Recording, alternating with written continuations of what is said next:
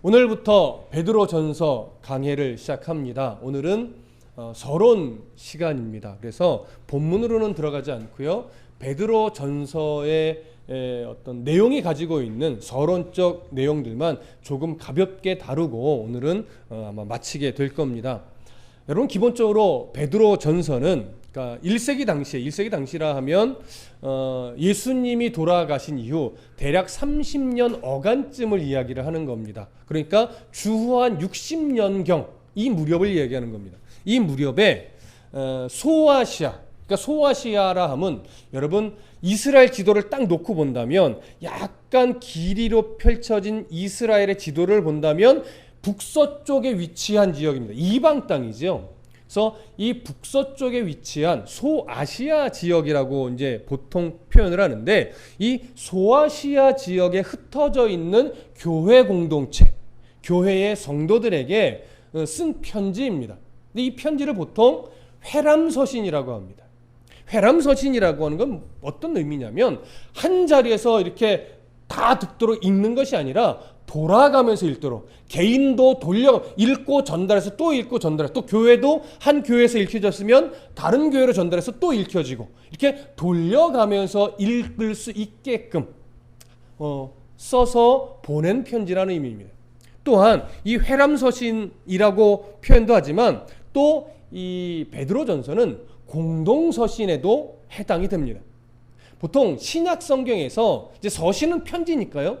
공동서신이라고 말할 때는 어떤 성경들이 해당이 되냐면 야고보서, 그 다음에 베드로 전후서, 요한 1서, 2서, 3서, 그리고 유다서, 이런 서신들을 보통 공동서신이라고 합니다. 근데 왜 공동서신이라고 하냐면 특히 바울 서신 같은 경우는 이렇게 대상이 되는 교회가 딱 정해져 있어요. 그래서 대상이 되는 어떤 특정 공동체가 있거나 특정 개인이 있거나, 여러분 디모데 전서 대상이 누구예요? 디모데에게 보내는 편지예요. 그러니까 이렇게 특정 대상이 되는 교회가 있거나 개인이 있다면 이건 공동서신에 들어가지 않습니다.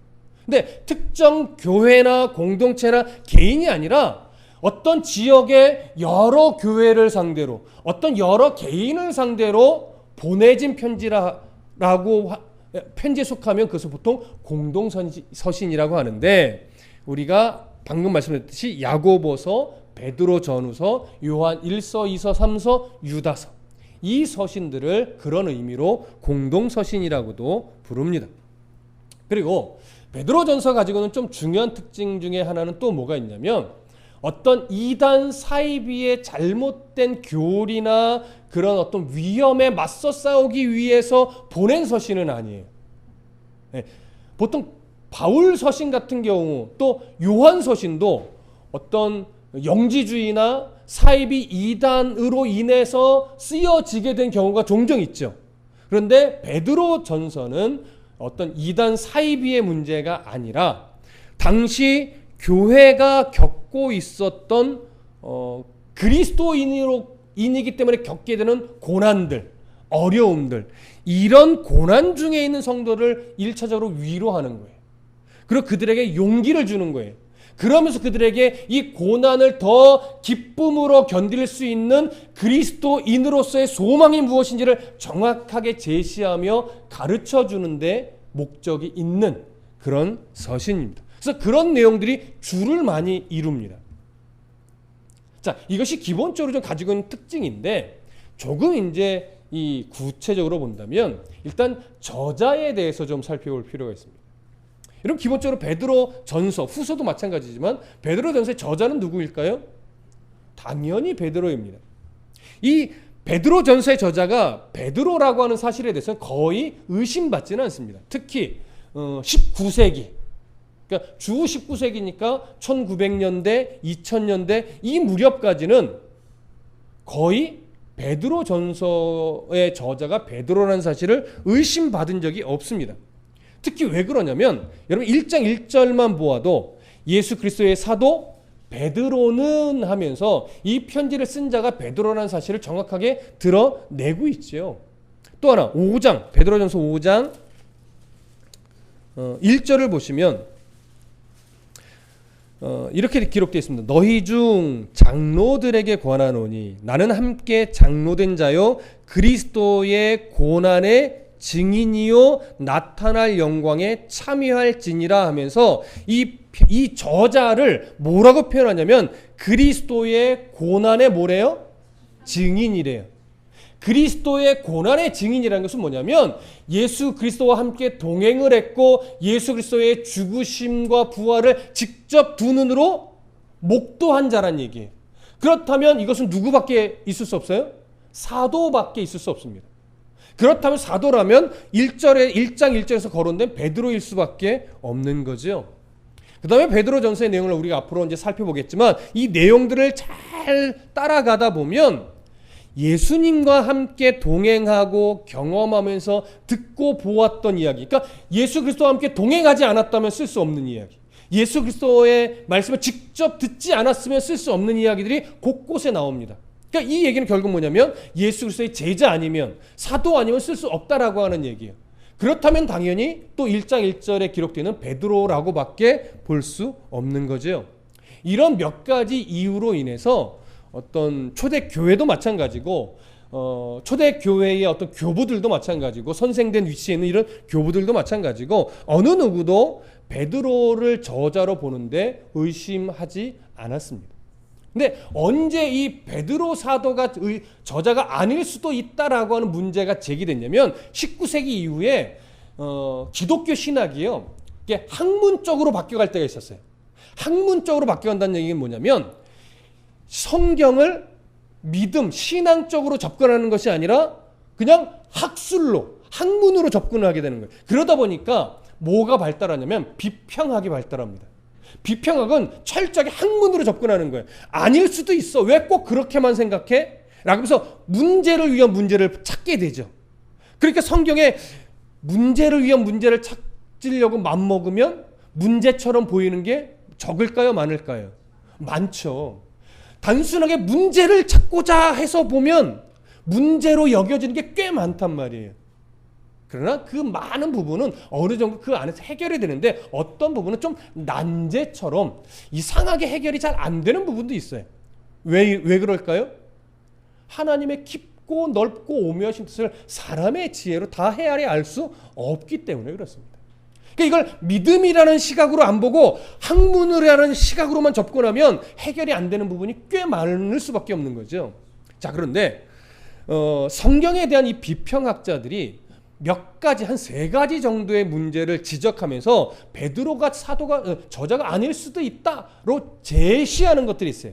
그 첫 번째가 뭐냐면 베드로 전서의 이 기록이 헬라어로 기록이 됐는데 너무 유창하다는 거라고 하는 거예요. 문체 자체가 너무 세련되고 너무 문장이 정교하고 너무 잘 썼다 이거예요. 근데 이게 왜 문제가 되느냐? 비평학자들은 베드로를 이렇게 봅니다. 베드로는 기본적으로 아람어를 주로, 히브리어보다는 이제 아람어는 바벨론 언어예요. 그래서 비슷하지만 사실 다릅니다. 우리 입장에서 거의 똑같아. 이게 구분이 안 가요. 그러나 그 나라 사람들로 들어가면 좀 다른 언어예요. 그래서 주로 그 베드로 당시는 히브리어를 쓰기보다는 아람어를 주로 많이 썼습니다. 자, 그런데 아람어를 사용하던 갈릴리 출신의 어부라는 사실로 볼 때는 어떻게 이렇게 유창한 헬라어로 글을 쓸 수가 있느냐. 그러니까 베드로가 저자가 아닐 수도 있다. 이렇게 제시를 하는 겁니다. 철저하게 베드로를 어떤 시선으로 보는 거예요? 무식한 어부로 보는 거예요. 그러나 여러분, 베드로는 정식 랍비 교육은 받지 않았지만 당시 문맹률이 참 높던 그 당시에 글을 쓸 줄도 알았고 읽을 줄도 알았던 인물이에요. 이런 무식한 어부 아닙니다. 근데 종종 베드로 어부라고 하면 무조건 무식쟁이로만 이렇게 일관하는 경향이 있어요. 베드로 그런 정도의 무식쟁이가 아닙니다. 정식 랍비 교육만 안 받았을 뿐이지 글도 쓸 줄 알고 읽을 줄도 알았던 인물이에요. 그리고 나서 예수님의 제자로서 다니다가 예수님이 죽으시고 부활하시고 승천하신 이후에는 약 30년 동안 기독교회의 지도자의 위치에서 성경을 연구하고 가르치고 전도했던 인물이에요. 근데 베드로는 유대인들을 주로 많이 전도하긴 했지만 유대인에 국한돼서 전도하지 않았어요. 이방 땅도 많이 다니면서 이방인들을 상대로도 전도를 많이 했던 인물이에요. 그런 사람이 30년 동안 기독교회의 지도자로서 성경을 연구하고 가르치던 인물인데, 또 복음을 전하며 평생을 살던 인물인데, 그 30년의 기간 동안 헬라어를 공부했을까요? 안 했을까요? 했지요. 왜냐하면 당시 보편적인 언어는 헬라어란 말이에요. 그러니 복음을 위해서라도 헬라어를 공부했을 것이고, 30년 공부했다면 헬라어에 충분히 능통할 수 있는 가능성은 얼마든지 있습니다. 그래서 이 견해는 우리가 수용하기가 어려운 거예요. 자, 여기서 뭐가 하나 깨져요? 베드로는 절대 무식한 어부가 아니다 라고 하는 것이 이제 하나 우리한테 깨집니다. 자, 두 번째, 비평학자는 또 이것을 제시합니다. 베드로가 저자가 아닐 수도 있다라고 하는 근거를 가지고 베드로전서의 몇몇 구절들이 바울 사도의 가르침과 매우 유사하다, 그러니 베드로가 저자가 아닐 수도 있다, 이렇게 얘기를 하는 거예요. 그러나 여러분, 베드로가 가르친 복음과 바울이 가르친 복음이 다릅니까? 다른 복음을 가르치지 않았어요. 같은 복음이에요. 물론 표현이 좀 다를 수는 있으나 같은 복음을 일단 가르치셨고, 두 번째, 베드로는 바울 사도의 글을 읽은 적이 있을까요? 없을까요? 충분히 있죠. 베드로 후서 3장에 가봐도 베드로는 이미 바울 서신의 내용을 이미 충분히 읽었어요. 그러니 거기서 중요한 내용들 바울 사도가 쓴 거네 하면서 무시했을까요? 그런 인물들이 아니란 말이죠. 바울 사도의 세련된 필체와 논리적인 글들을 읽고 충분히 수용할 줄 아는 인물이에요.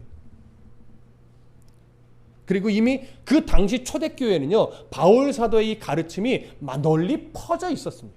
자, 이런 정황들을 놓고 볼 때 베드로 사도가 쓴 서신 안에 바울 사도가 가르쳐 왔던 내용과 흡사한 내용이 있는 것은 오히려 자연스러운 일이죠. 오히려 없는 게 이상하죠. 무슨 말씀 이해되십니까? 저는 개인적으로 박영선 목사님을 참 존경하는 설교자입니다. 그분을 직접 대면하여 본 적은 없습니다. 설교 영상으로는 참 많이 봤습니다. 그분에게 직접 가르침을 받은 적도 없습니다. 그러나 저는 그분의 어떤 설교적 또 성경을 바라보는 많은 시선은 영향을 참 많이 받았습니다. 그러다 보니까 어떤 분은 목사님 설교는 박영선 목사님 색깔이 꽤 있어요, 이렇게 말하시는 분도 있어요. 왜 그럴까요? 많이 영향을 받았으니까. 그분이 가르치는 강해 설교나 제가 가르치는 강해 설교나 다르지 않으니까. 다만 그분의 시선이 조금 더 깊고 저보다 훨씬 더 어른이기 때문에 제가 따라가지 못하는 영역이 있을 뿐이지 방향성은 크게 다르지 않아요. 그러니 어떤 면에서는요, 박영선 목사님의 색깔이 많이 들어갔을 수도 있어요. 저도 그런데 당시 베드로 사도나 바울 사도나, 그렇죠? 바울 사도의 필체는 베드로 사도의 비슷한 내용이 없을까요? 있을 수밖에 없겠죠. 그러니까 오히려 이것은 베드로 사도의 글이 오히려 분명하다라고 하는 하나의 반증이 될 수도 있는 내용인 겁니다. 그래서 전혀 이상한 내용이 아니다, 이것을 우리가 하나 또 확인할 수 있습니다. 그 다음에 세 번째로 비평학자들이 지적하는 또 하나의 내용은 뭐냐면, 베드로전서 이제 그 3장이나 4장 이렇게 내용으로 넘어가면 당시 소아시아 지역의 이방인들이 겪던 박해에 대해서 많이 기록을 해요. 근데 역사적인 기록을 보면요, 소아시아 이 지역에서는 로마 정부 차원의 공식적인 박해가 아직 일어난 적이 있다라는 기록이 별로 없어요. 그러다 보니까 아직 로마 정부 차원의 공식적인 박해가 일어났다라고 하는 기록이 소아시아 지역에 없는데 왜 베드로는 마치 그런 박해가 일어난 것처럼 썼느냐? 그러니까 이것은 저자가 아닐 가능성이 있다라고 하는 증거다, 이렇게 제시를 합니다. 그러나 그들이 놓친 것은 뭐냐면, 당시 소아시아 지역에는요, 분명히 로마 정부 차원의 공식적인 박해는 없었던 것으로 여겨집니다. 제가 연구를 해봐도 그렇습니다. 그러나 그리스도인을 향한 비공식적인 박해, 또 개인적인 박해는 있었을까요? 없었을까요? 그건 당연히 있었습니다. 베드로 사도가 기록했던 박해는요, 먼저는 뭐냐면 개인적인 차원의 박해예요. 비공식적인 차원의 박해예요. 그리고 또 하나 있습니다. 그 비평학자들이 발견하지 못한 게 또 하나가 뭐냐면 베드로 사도는 이미 겪고 있었던 비공식적이며 개인적인 박해를 겪고 있는 이 그리스도인들의 고난에 대해서 쓰면서 무엇을 하나 더 얘기하냐면 곧 공식적인 박해가 일어날 것을 예상하면서 더 큰 고난이 올지라도 믿음으로 견뎌야 되고 더 소망 중에 너희들이 믿음을 지켜내야 된다. 이걸 가르치는 거란 말이에요. 그래서 격려가 있고 그래서 소망을 가르치는 내용이 있는 거예요. 이 부분은 생각을 못하는 거죠. 이제 서론에 조금 더 다뤄지겠지만 이런 이 비평학자들의 세 가지 내용은 이런 차원에서 볼 때 우리가 수용하기 어렵습니다. 그리고 그 수용하기 어려운 내용들을 우리가 다시 정리를 해보면 베드로 전서의 저자는 당연히 누구일 수밖에 없는 거예요? 베드로일 수밖에 없는 겁니다. 그래서 우리는 당연히 굳이 안 해도 될 얘기를 사실은 제가 한 거예요. 조금 더 깊이 생각하자고. 베드로 전서의 저자는 베드로입니다.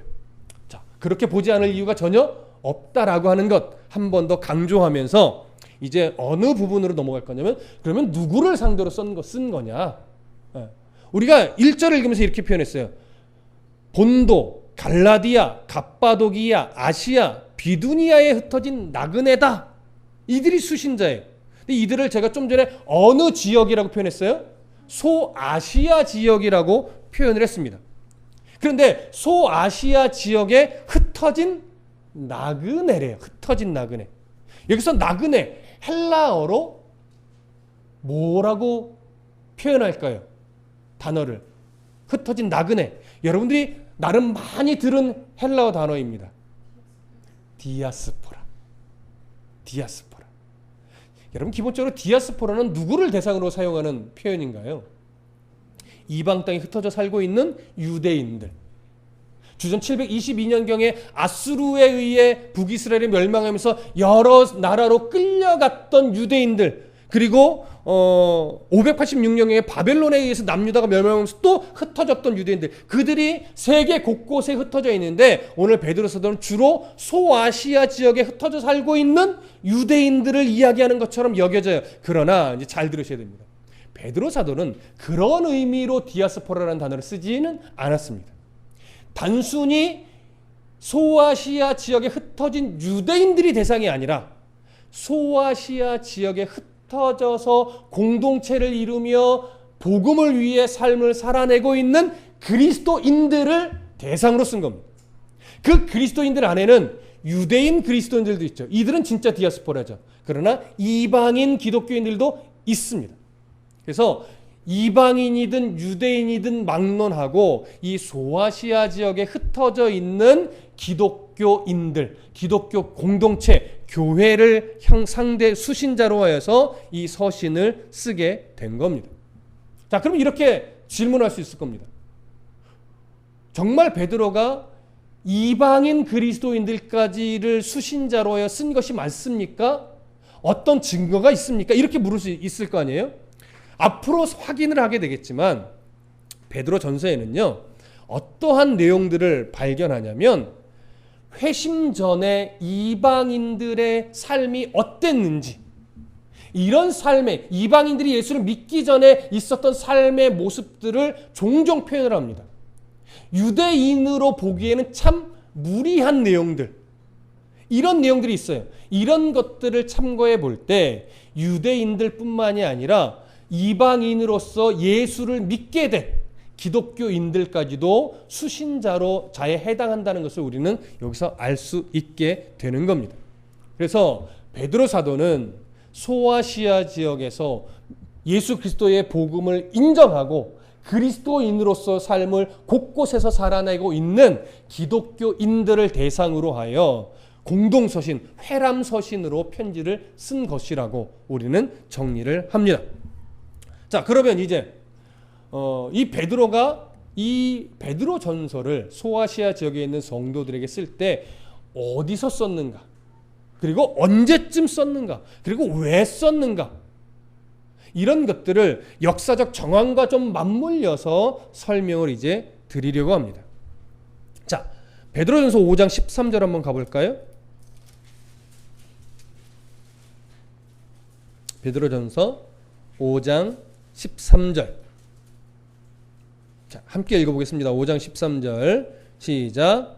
택하심을 함께 받은 바벨론에 있는 교회가 너희에게 문안하고 내 아들 마가도 그리 하느니라. 자, 베드로가 지금 어디에 있는 교회에 있다는 얘기예요? 바벨론에 있는 교회에 있다는 얘기예요. 그래서 바벨론에 있는 교회 성도들과 함께 누구에게 문안하는 거냐면 소아시아 지역에 있는 여러 교회들, 유대인 기독교뿐만 아니라 이방인 기독교인들 교회 공동체에게 문안을 한다, 이 얘기를 하는 거예요. 그러니까 지금 베드로는 어디서 편지를 쓰고 있어요? 바벨론에서 편지를 쓰고 있는 거예요. 자, 그런데 이제 우리가 정리된 문제가 뭐냐면 여기에서 언급된 바벨론이 진짜 메소포타미아 지역에 있는 바벨론을 말하는 거냐, 아니면 바벨론으로 표현된, 상징적으로 표현된 어떤 다른 지역을 말하는 거냐, 이걸 우리가 생각을 해 봐야 됩니다. 자, 첫 번째 견해는 이겁니다. 문자 그대로 메소포타미아 지역에 있는 바벨론. 메소포타미아 지역이라고 하는 것은 이스라엘을 기준으로 본다면 북서쪽이 아니라 북동쪽에 있습니다. 사실 정 다른 곳이죠. 바벨론을 메소포타미아에 있는 바벨론 그대로, 문자 그대로 보는 견해가 있는데, 이렇게 보면 좀 문제가 생기는 것이 뭐냐면 주후 41년경에, 그러니까 예수님께서 십자가에 돌아가신 대략 10년 어간이죠. 그 10년 어간쯤에요, 이 바벨, 실제 지명으로서의 바벨론 지역에서는 칼리굴라라고 하는 인물에 의해서 유대인 학살이 있었습니다. 엄청난 학살이었어요. 자, 유대인 학살이 있었다라고 하는 것은 그 지역에 유대인들이 여전히 남아서 살고 있었다는 얘기일까요? 뿔뿔이 흩어져서 도망갔다는 얘기일까요? 그렇죠. 뿔뿔이 흩어져서 도망갔습니다. 그 이후로 그 지역에는 유대인들이 거의 없었습니다. 그리고 베드로가 이 메소포타미아 지역에 있는 바벨론으로 간 적이 있었다라는 기록이 전혀 없습니다. 어디서도 찾아볼 수가 없습니다. 그러다 보니까 정말 베드로가 이 문자 그대로 바벨론이라고 하는 지역에서 편지를 썼을까? 간 적이 있다라고 하는 기록도 없는데 이미 이 지역은 유대인 학살로 인해서 유대인들이 다 흩어져 버렸는데, 이런 상황들을 놓고 볼 때 문자 그대로 바벨론으로 보기가 좀 어려운 거예요. 그러다 보니까 어떤 것을 바라봐야 되냐면 당시 바벨론이라고 하는 이 표현이 어떤 상징적 의미를 갖고 있지는 않았을까? 이것을 우리가 생각을 하게 되는 거예요. 자, 구약 성경을 잘 보다 보면 특히 이사야서에 많이 등장을 하는데, 바벨론을 무엇에 대한 상징으로 많이 보냐면 불경건한 번영의 상징으로 바벨론을 많이 봅니다. 또 바벨론은 주로 무엇에 대한 상징일까요?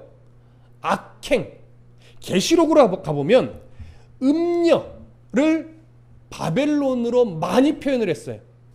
그럼 당시에 요한계시록에서 사도 요한이 계시록을 쓸 당시에 음녀로 표현되고 비유되고 있는 바벨론은 실제적으로 어느 나라가 그 역할을 했어요?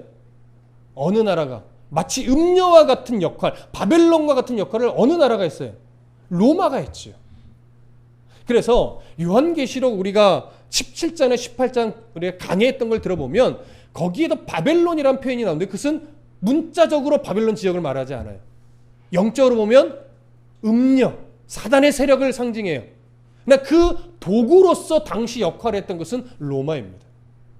그러다 보니까 여기에 분명 바벨론이라고 표현하고 있지만 이것은 로마를 상징하는 의미일 것으로 보는 시선이 훨씬 더 많습니다.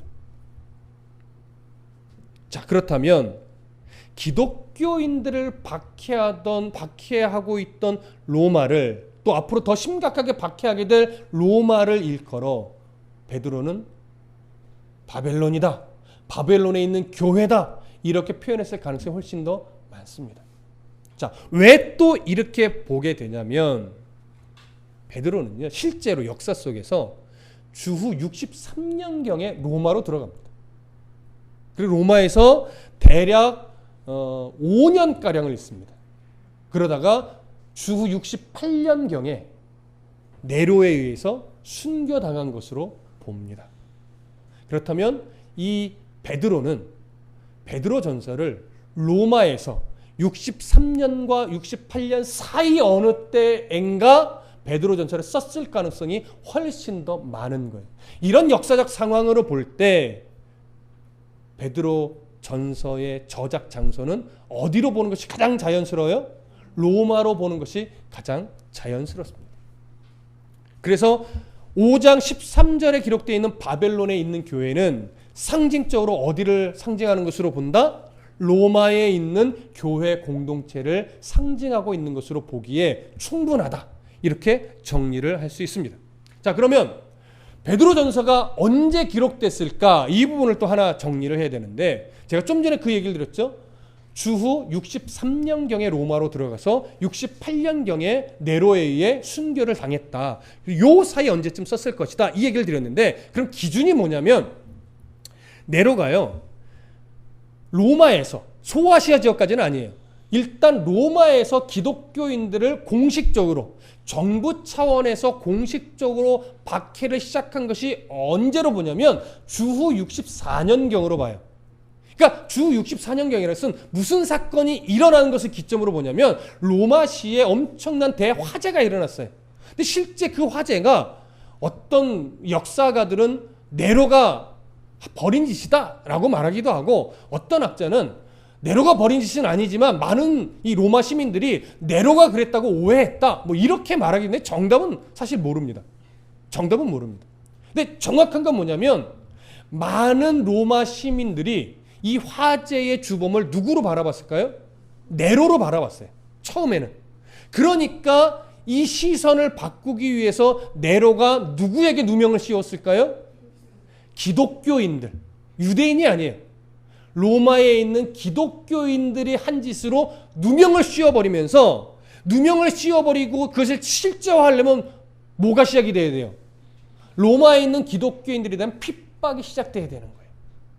그래서 이 화재 사건을 기점으로 네로가 공식적으로 로마에 있는 기독교인들을 박해하기 시작했는데, 이 박해가 시작되기 전에 썼느냐, 박해가 시작된 후에 썼느냐, 이것이 사실은 큰 쟁점 중에 하나입니다. 박해가 시작되기 전이라면 63년 어간일 거예요. 박해가 시작된 이후라면 64년 이후일 겁니다.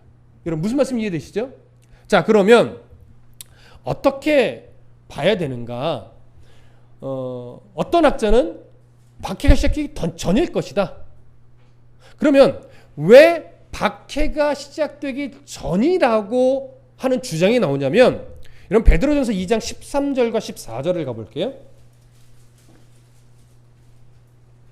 베드로전서 2장 13절과 14절 함께 읽어봅니다. 시작. 인간의 모든 제도를 주를 위하여 순종하되, 혹은 위에 있는 왕이나 혹은 그가 악행하는 자를 징벌하고 선행하는 자를 포상하기 위하여 보낸 총독에게 하라. 13절 14절을 쉽게 얘기하면 이겁니다. 정부에 있는 고위 관료 권세자들에게 뭐하라? 순종하라예요. 로마에 의해서 공식적인 박해가 시작됐다면 베드로가 권세자들에게, 총독에게, 왕에게 순종하라는 말을 할 수 있었겠느냐? 여러분 사실 쉽지 않죠. 엄청난 박해라고 하는 것은 살상이 같이 가는 건데, 사람 죽이는 일이 같이 가는 건데, 그런 상황에서 어떻게 로마 왕에게, 총독에게 순종하라는 말을 할 수 있겠는가? 이런 이유로 공식적인 박해가 시작되기 전이었을 것이다, 이렇게 이야기를 하는 거예요. 근데 박해가 시작된 이후로 보는 이유는 3장과 4장으로 넘어가면 사실 박해에 대한 이야기가 많이 나와요. 그래서 박해에 대한 이야기가 많이 나오는 것으로 보아 공식적인 박해가 시작된 이유가 아니겠는가, 이렇게 보는 거죠. 그래서 제가 처음 서론을 시작할 때 무슨 말씀 드렸어요?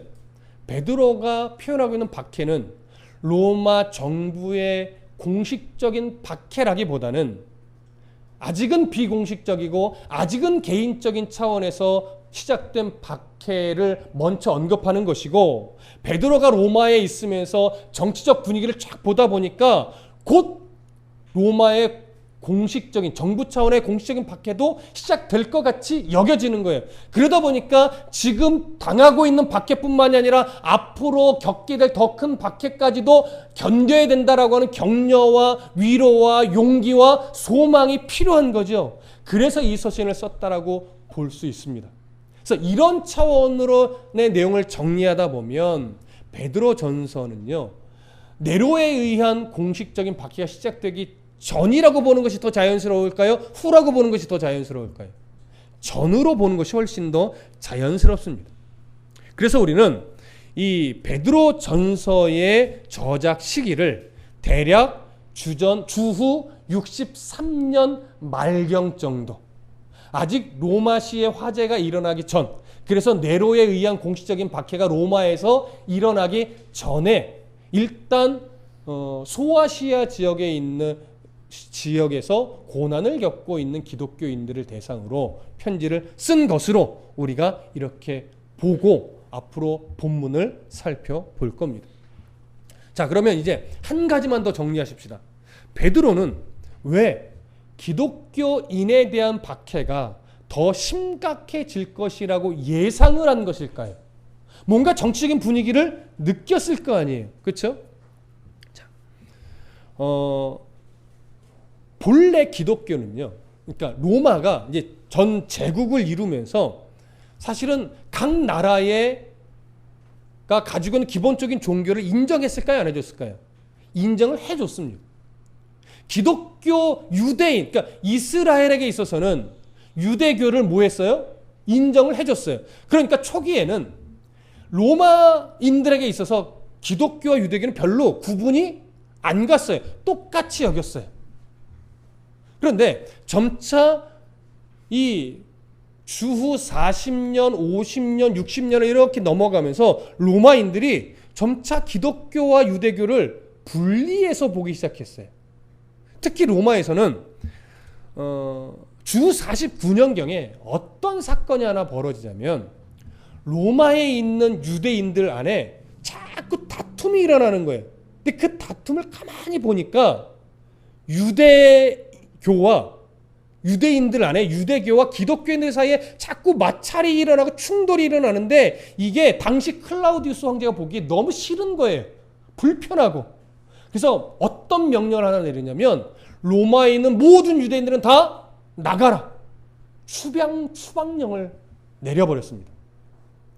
그래서 로마에는요, 교회가 이미 세워졌는데 그러니까 유대인 기독교인들에 의해 교회가 이미 세워졌는데 이들까지도 추방을 다 당해버리니까 누구만 남았을까요?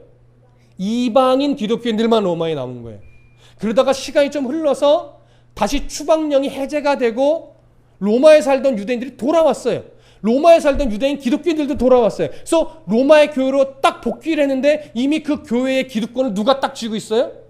이방인 기독교인들이 쥐고 있는 거예요. 그러다 보니까 서로 사랑해야 되는 것도 알고 이해해야 되는 것도 알고 용납해야 되는 것도 아는데 이 사이에서 이미 벌어져 있는 간격이 잘 좁혀지지가 않는 거예요.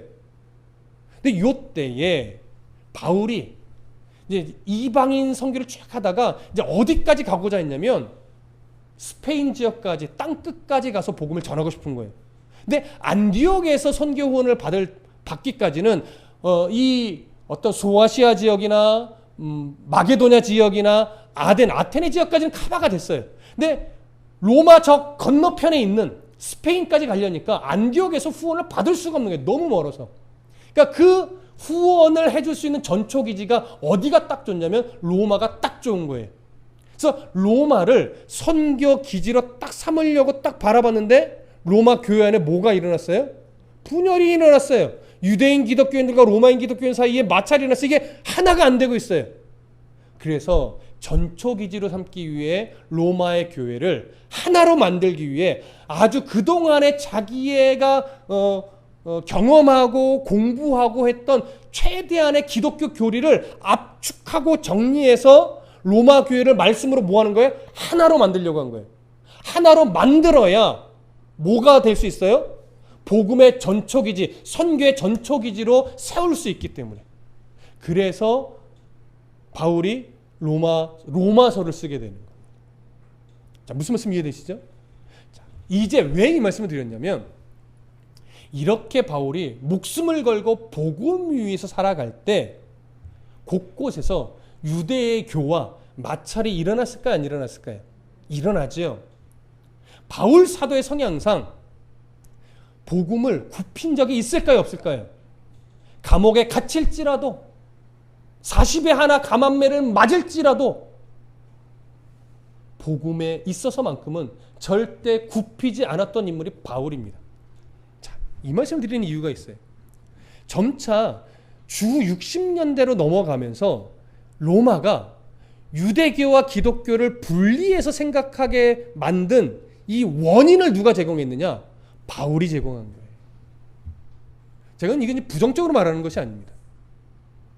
바울의 그 굽히지 않는 신앙, 목숨을 걸고서라도 복음을 위해 땅끝까지 달려가는 그 신앙, 이 신앙 때문에 때로는 유대인들에게 고난을 받고 매도 맞고 죽을 위기도 넘기면서까지도 포기하지 않고 복음을 위해서 살아갔던 이 믿음의 발걸음, 이것이 유대교와 기독교를 바라보는 시선을 갈라놓은 거예요. 그러니까 점차 로마인들은 유대교는 이스라엘의 정통 신앙으로 인정을 해주되 기독교는 마치 사이비처럼, 마치 유대교의 아류처럼 생각하다 보니까 유대교는 인정을 해주지만 기독교는 인정을 안 해주는 분위기가 점차 일어나는 거죠. 아직 공식적인 바뀌는 시작되지 않았어요. 그러나 이 분위기가 로마시 안에도 있었지만 어디에도 있을까요? 로마 제국 안에 곳곳에도 이런 분위기가 있었던 거예요. 그래서 개인적이고 비공식적인 박해는 곳곳에서 일어나고 있었다라고 하는 말씀을 그래서 드리는 겁니다. 바울이 잘못했다 이 얘기를 하는 것이 아니에요. 이건 어쩔 수 없는 일이에요. 복음이 있는 곳에 복음 때문에는 부딪힘이 있을 수 있는 거죠. 이해되시죠? 자, 그런데 이런 분위기를 이미 베드로가 알고 있는데요. 로마로 63년에 딱 들어오면서 무슨 분위기를 하나 읽느냐? 네로에 대한 분위기를 하나 딱 읽게 되는데 그 분위기가 이런 사건 때문에 그 분위기를 읽은 거예요. 자, 주 62년경, 그러니까 베드로가 아직 들어오기 전인데, 들어오기 얼마 전이죠. 네로 황제가 처음에 정략 결혼을 합니다. 그게 누구냐면, 여러분 이름은 많이 들어봤을 거예요. 옥타비아누스. 그렇죠? 로마와 관련된 영화에 보면 자주 등장하는 이름이 옥타비아누스. 네로 황제가 정략 결혼을 한 인물인데 62년경에요. 옥타비아누스가 이혼을 합니다. 이혼을 하고 새로운 아내를 맞아들이는데 이게 누구냐면 친구의 아내를 뺏은 거예요. 근데 친구의 아내가 매우 이뻤나 보죠. 이름이 좀 어려워요. 포파이아 시비아예요. 이름이 좀 어려워요. 저도 그래서 크게 써놨어요. 이름이 어려워서 시비아라고 합시다. 시비아와 결혼을 합니다. 자, 그런데 유대 역사가에 있던 역사가인 요세푸스에 의하면 이 시비아는요 어떤 인물이냐면 놀랍게도 유대교에 심취했던 여인이에요. 자, 그럼 보세요. 로마 안에서 로마 황제의 아내가 된 여인이 유대교에 심취한 여인이라면 유대교의 입장에서는 뭘 얻은 거예요? 천군 만마를 얻은 거예요. 감히 누가 유대교를 박해하겠습니까? 황실 내에 든든한 지원군이 생긴 거죠. 그러면 당연히 유대교는 높임을 받고 기독교는 어떻게 될까요? 네, 당연히 박해하고 어떻게 해서든지 기독교를 없앨 수 있을까? 이런 일들을 유대교 안에서 벌이면서 누구의 도움을 받으려고 할까요? 바로 이 시비아의 도움을 받으려고 하겠지요. 점차 기독교를 유대교와 다른 종교로 사이비 교로 매도하고 왜곡시키고 이런 일이 벌어지는 거예요. 그런데 64년경에 로마시의 화재가 일어나면서 이 원인이 자꾸 네로로 몰고 가지니까 실제로 네로가 화재를 일으켰던 안 일으켰던 네로는 이 문제를 덮기 위해서 그래도 그렇지 않아도 눈에 가시였던 기독교인들의 지시로 이것을 바꿔버립니다. 그러니까 최소한 64년경의 로마시 안에서만큼은 공식적인 기독교인 박해가 시작이 되게 된 것이죠. 이런 분위기를 아직 물론 박해 일어나지 않았지만 이런 분위기를 누가 읽어요? 베드로가 읽어요. 그러니까 로마뿐만이 아니라 곧 이 소아시아 지역 외에 모든 로마 제국 내에서는 기독교에 대한 엄청난 탄압이 일어나겠구나. 이런 어떤 예상을 하게 되니까 일단 베드로는 자기가 바라보고 있는 소아시아 지역의 이 교회들에게 이 박해를 지금도 당하고 있고 더 큰 박해를 당할 위기에 놓여 있는 그들에게 격려와 용기와 소망의 메시지를 전하지 않을 수 없었던 겁니다. 그래서 베드로는 베드로전서 안에 이런 고난의 때에 성도가 누구로부터 위로를 받아야 되는가? 또 이런 고난의 때에 성도가 어떤 기준으로 내게 주어진 현실의 삶을 살아가야 하는가? 그리고 그 현실의 삶을 살아나갈 때 정말 어떤 소망을 분명하게 세워놓고 살아가야 되는가? 이것을 가르칠 수밖에 없었던 것이죠. 이런 배경하에 이런 상황으로 인해서 베드로는 이 회람서신을 쓰게 되었던 겁니다.